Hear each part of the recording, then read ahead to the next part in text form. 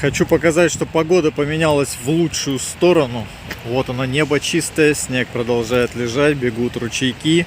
И со стороны рассвета сегодня в машине у меня все окна были уже сухие. Проснулся я в тепле. Уровень комфорта сразу поднялся на несколько звезд. Всем здоровенно, я все так же в машине. Снег, который навалил на парковку, на третьи сутки растаял. Магазины сейчас после праздников открылись, и завтра едем варить стеллаж. Я вот сейчас кушаю, да, с видом вот на вот эту синенькую машинку. Ну, догадались, да, что это за машина? Вот и я посмотрел на Авито, они стоят, в общем-то, 2,5-3 миллиона бэушные, 10-летние.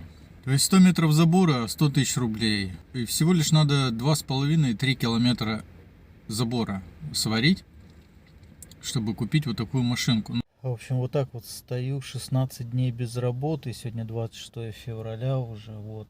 Стеллажом начну заниматься в понедельник. Еще пятница, суббота, воскресенье, 3 дня стоять. Да, тазик купил, потом покажу, для чего он нужен.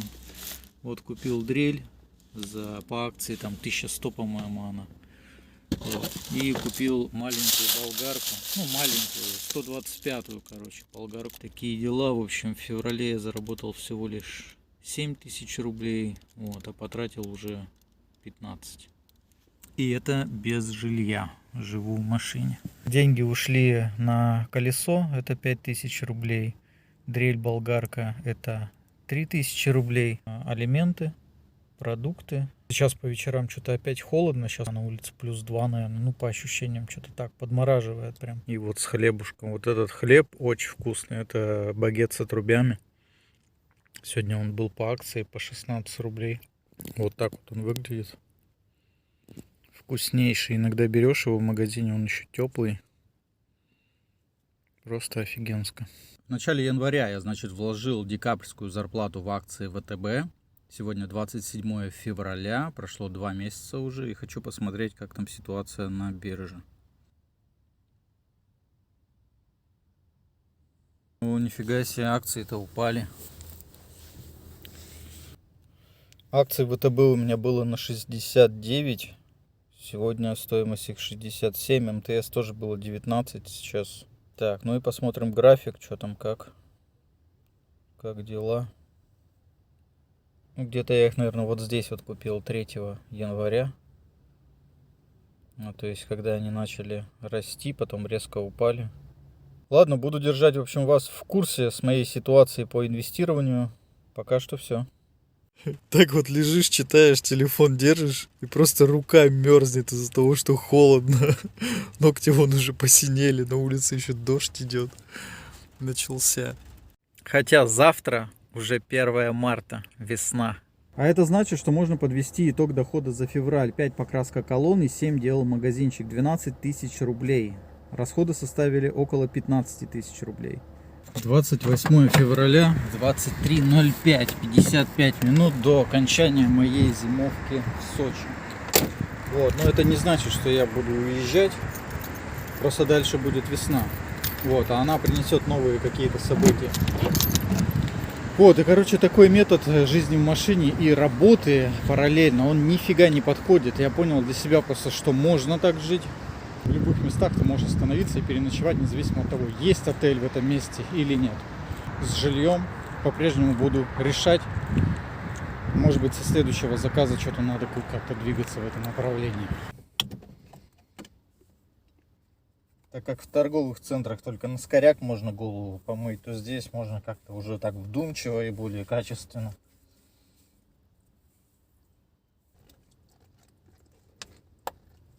Но ощущения после этого приятные, как будто в баню сходил.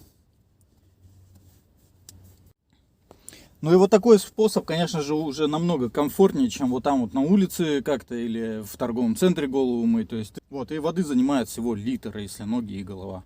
И новый заказ, короче, нужно ехать смотреть, прицениваться по навесу. Здесь 5 километров от меня. Вот, так что еду, если что, работаем. Так, ну вот, подъехал, где-то это, видимо, здесь. Здесь уже этот навес есть. Я хочу показать вам швы. Как вам такие швы?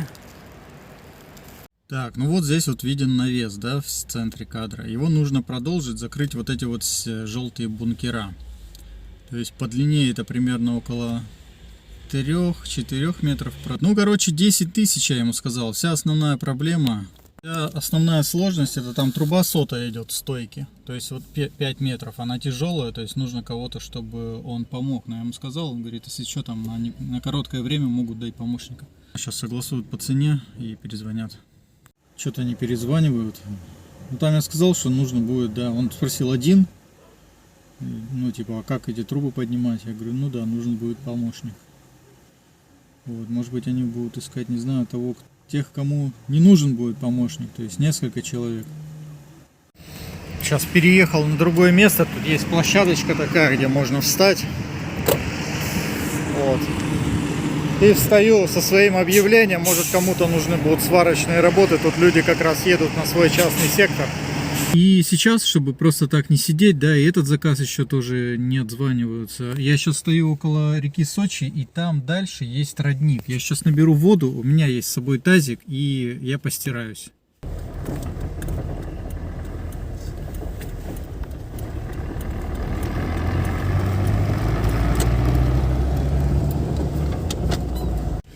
Вот эти родники, люди тут набирают.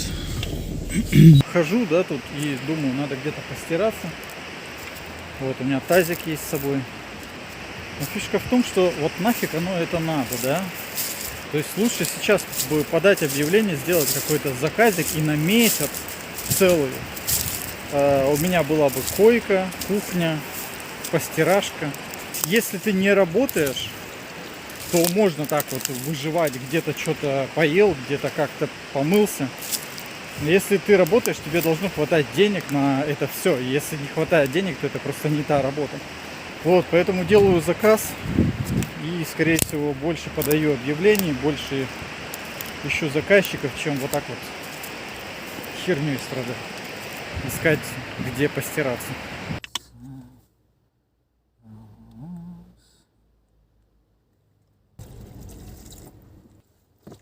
Надо завязывать с этой херней. В общем, нужно переходить на следующий этап. Сейчас со стеллажом разберусь. Там должно быть 15. Этого хватит на все расходы на месяц. Так быть не должно, что работаешь и живешь в машине, не хватает денег. Все это фигня. Нужно просто искать заказчиков, искать работу. Что, зато понятно, что к апокалипсису я готов. Как выжить в городе без недвижимости, я сориентируюсь. Теперь надо следующий этап. Как заработать на недвижимость.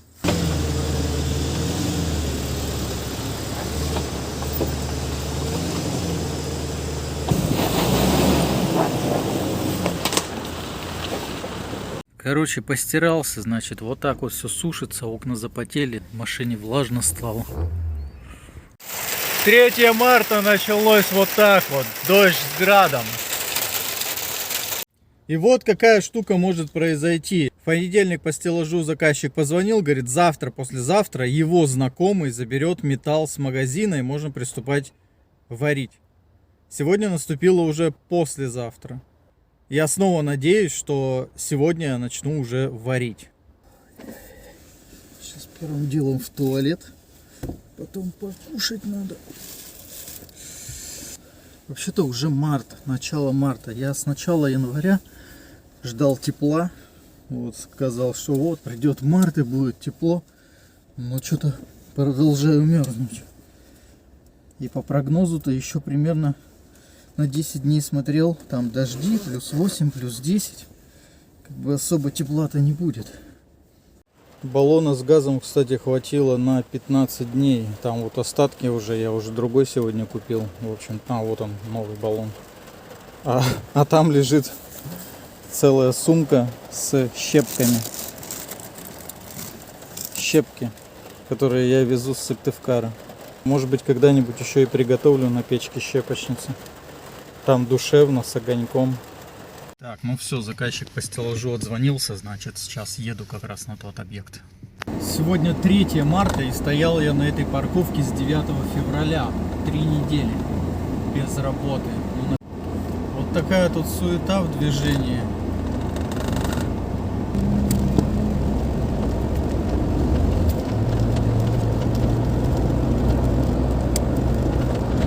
так вот дорожает жизнь. Когда я купил УАЗ, полный баллон заправить газа стоило 1200-1300 где-то. Вот, сейчас я заправился на 1750. Приехала «Газель» с материалами, там еще листы внутри, электроды. Вот, нужно будет сейчас разгрузить в эту парковку, так как заказчик не в городе, он меня попросил все это сделать. Вот мой УАЗик.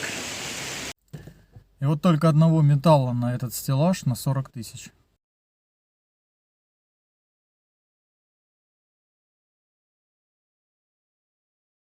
Хотя тут металла-то совсем немного. В общем, необычный такой заказик. Нужно зайти на это место, где будет стеллаж, и смерить еще раз размер. Вот, хожу по парковке здесь. Вот, вроде как нашел местечко, это где будет стеллаж.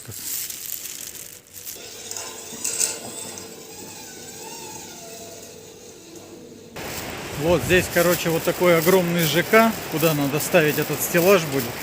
Если он стоит 15 тысяч, да, я за работу взял, то примерно 1000 стеллажей нужно, чтобы купить здесь квартиру. Ну или 500, если какую-то маленькую. Сейчас обедаю и иду наконец-то варить этот стеллаж. Время уже 3 часа дня. Сейчас ходил к морю, мне вот тут сказали, что там есть туалет, и он действительно есть, он бесплатный, он чистый, его по ходу дела там моют. До него идти, ну, примерно, наверное, метров 500-600. Но с другой стороны он находится прям на берегу. То есть ты выходишь из туалета, и вот у тебя волны вот здесь вот.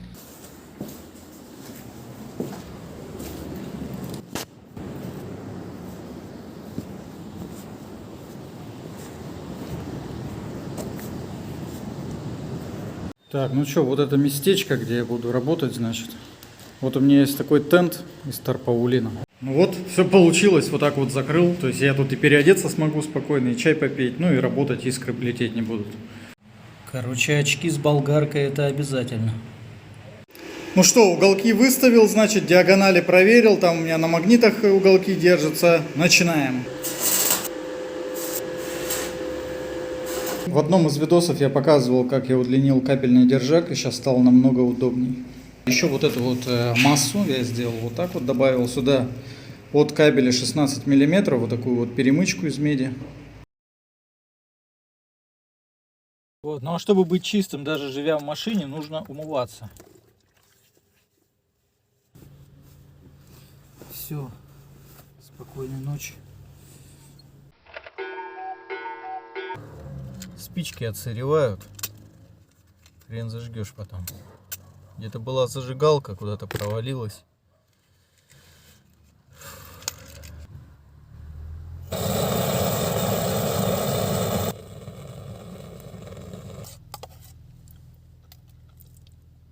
Продолжаю. Значит, и вот из этих двух уголков делаю еще две такие рамки. Как и планировал, на углах будет вот такое вот соединение. Здесь вот под 45 и срезал уголок, чтобы можно было поставить вот сюда аккуратно стойку.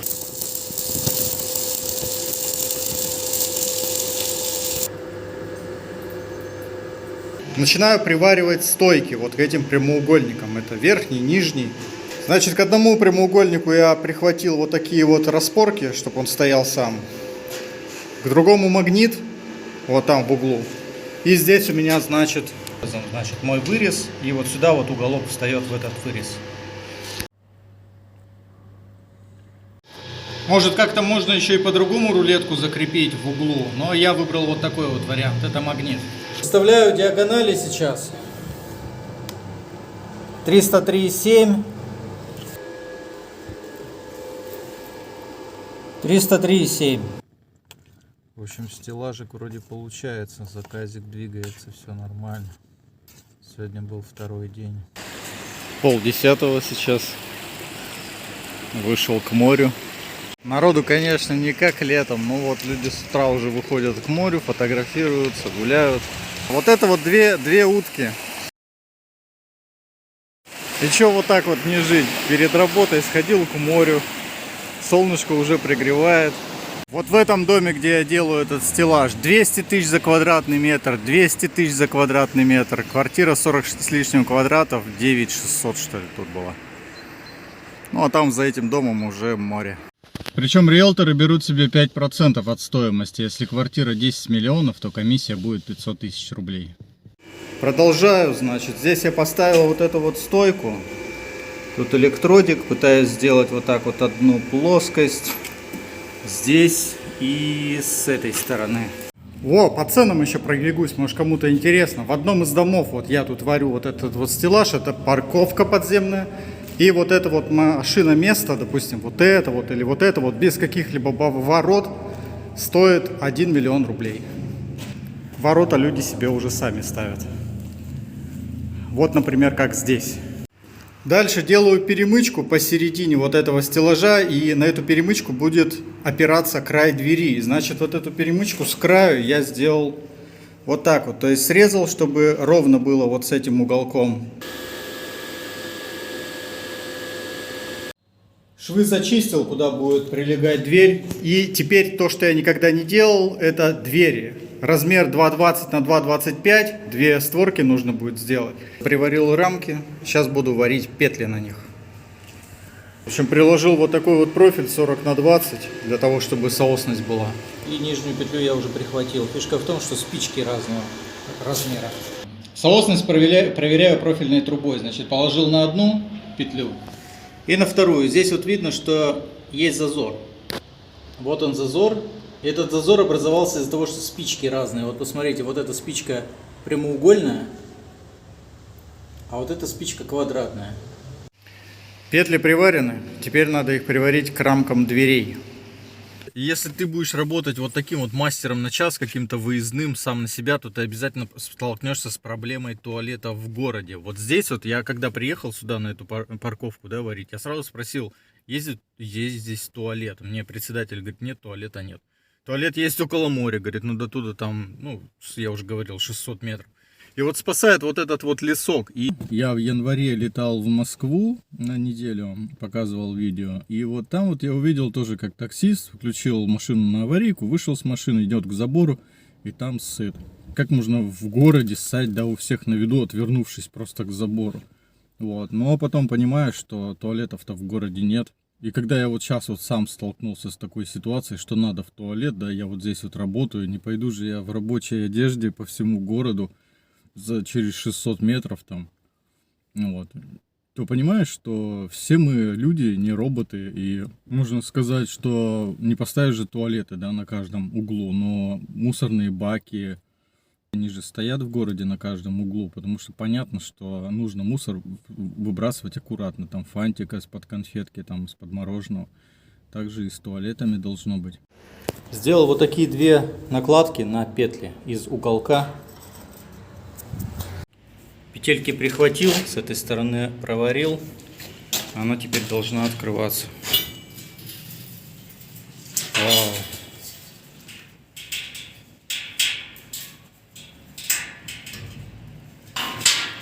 Бляха-муха. О!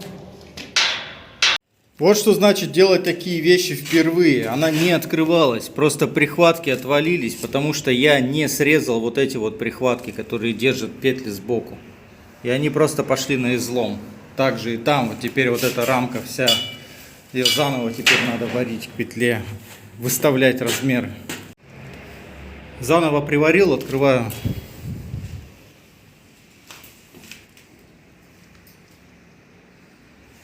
Отлично. Там посередине у меня стоит упор, чтобы эта рамка не падала дальше.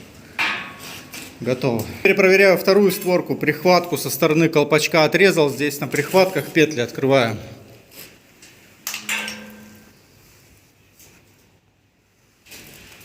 Теперь приложил лист и буду его обрезать с нахлестом на вот эту вот саму рамку стеллажа. Лист обрезал, снова приложил его на рамку. И сейчас буду вырезать вот эти вот места, где находится усиление у петли. Вот так вот обрезал. Здесь высота 60, поэтому варить можно будет прямо снизу. Вот, прихватил лист, снизу подлазил. Теперь попробую его, значит, открыть. Опа. И уже обваривать буду вот так вот.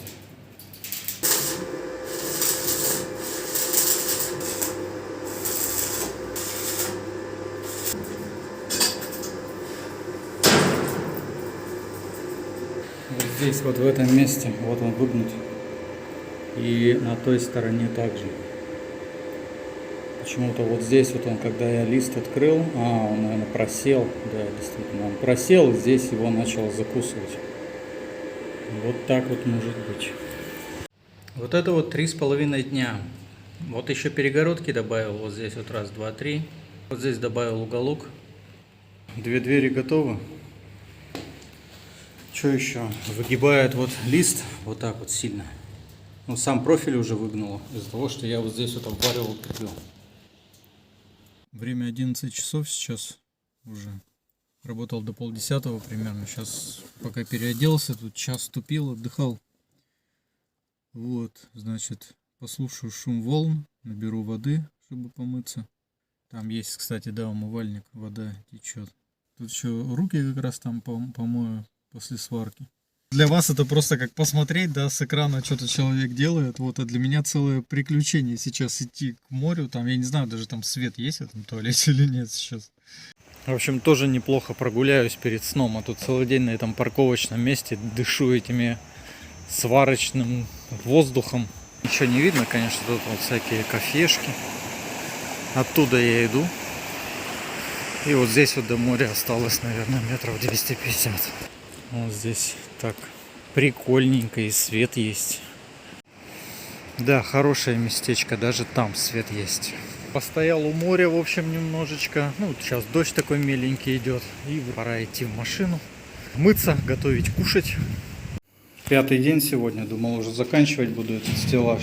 Нифига. Вот эти листы обшиваю вверх. Вот так вот их ведет.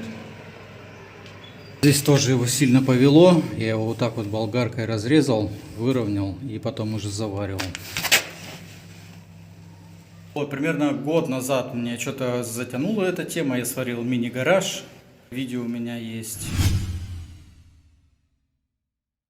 Дальше выполнил 2 заказа по сварочным работам у себя в городе в Сыктывкаре. Это петли сварил на гараж и петельки подварил на ворота в частном секторе. Потом сварил на свой УАЗ Патриот спальник, полку из профильных труб. И сварил крепление для велосипеда. Совсем забыл, я же пороги еще на свой УАЗик варил. Вот, ну, швы вы видели. Это, кстати, мои первые швы. Вот и весь мой опыт сварочных работ. В Сочи я поехал без какого-либо опыта, просто... Короче, когда включается камера, чувак начинает тупить. В Сочи я поехал с тем опытом, который у меня есть по сварке, электрике и мастер на час. Вот здесь вот я как раз и набираюсь этого опыта. Поэтому вот все, как я умею варить, вот это вот я и варю.